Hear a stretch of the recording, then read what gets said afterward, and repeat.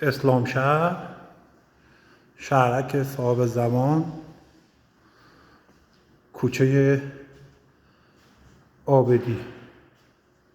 پروژه مهندس جاوید. پله‌های اسپیرال با نرده ترمه کلاسیک. شروع پله‌های آلومینیوم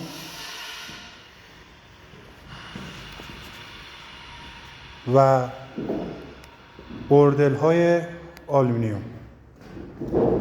بردل‌ها هم آلومینیوم هست.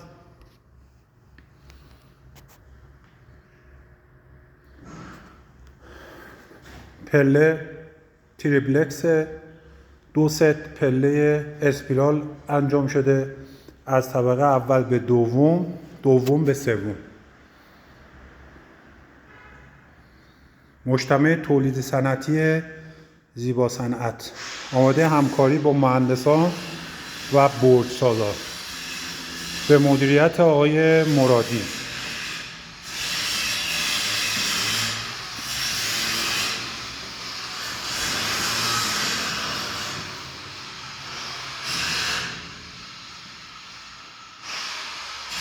شروع پله‌های آلومینیوم، 2 ست پله اسپیرال که روش گچ کار شده،